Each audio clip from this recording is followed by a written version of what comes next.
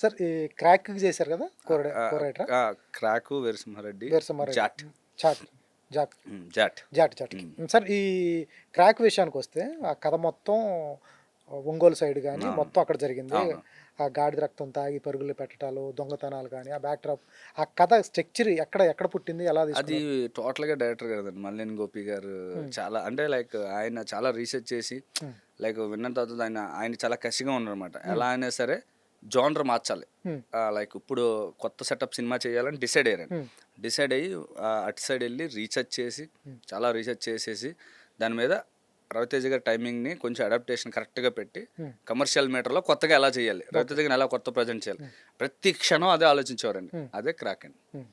So ఆయన own మొత్తం అంతా రీసెర్చ్ చేసి ప్రతిదీ అంటే మీకు అర్థమైంది, లైట్ వెలిగితే మర్డర్లు జరుగుతాయి, లైట్ పోయిందని మర్డర్లు జరుగుతాయి, అన్నీ ఆయన రీసెర్చ్ చేసుకొచ్చారు.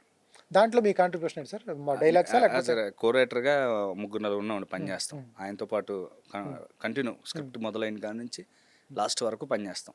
సో అందులో నేను one of the writer. Okay okay. Ravi Teja timing కానీ చాలా బాగుంటుంది. మీకు ఆయన టైమింగ్ గురించి మనం కొత్తగా చెప్పుకునేదే ఉంది, ఇన్ని సంవత్సరాల తర్వాత మాట్లాడుకోవడం తప్ప. సార్ ఎట్లా ఉంటుంది రవితేజ వర్కింగ్ స్టైల్ ఎలా ఉంటుంది? పోనీ మీ దగ్గర కథ ఉంది, ఒకవేళ వెళ్ళి చెప్తానంటే తీసుకుంటాడా? నేను ఆల్రెడీ కథ చెప్పాను సార్. చెప్పేశారా? రవితేజ గారికి కథ చెప్పాను. ఆయనలో ఒకటే నాకు బాగా అనిపించింది సార్. అంటే కథ చెప్పాను, మనం ఒక ఎగ్జైట్మెంట్ ఉంటుంది, రవితేజ గారికి కథ చెప్తున్నాం ఎలా ఓకే చేసేవాళ్ళని. అలా లేని కథ చెప్పాను, నవ్వారు, అంత కథ బాగుందా బాయ్, కాకపోతే నాకు సెట్ అవుదా బాయ్, ఇప్పుడు నేను ఎలాంటి చేయాలనుకోవట్లేదా బాయ్ అన్నారండి. సార్ అదే సార్ కాదురా కొంచెం మార్చరా, కొత్తగా ఆలోచించు, అది సరే సార్ అని చెప్పాను. దాని తర్వాత ఇంకొకసారి అలా చాలా బాగా మాట్లాడారు. ఏదైనా ఓపెన్ పెద్ద లోపల పెట్టుకు తర్వాత చెప్తానమ్మా, లేదు బాగుంది అని చెప్పి తర్వాత పక్క వాళ్ళతో చెప్పించడం ఇలాంటివి ఏం లేవండి. అంటే చాలా ఫ్రెష్గా కొంచెం ఎగ్జైట్మెంట్తో వెళ్తాం కాబట్టి అది చెప్పేసి దాని నుంచి ఎలా బయట వాళ్ళు కూడా ఆయన చెప్పేస్తారు.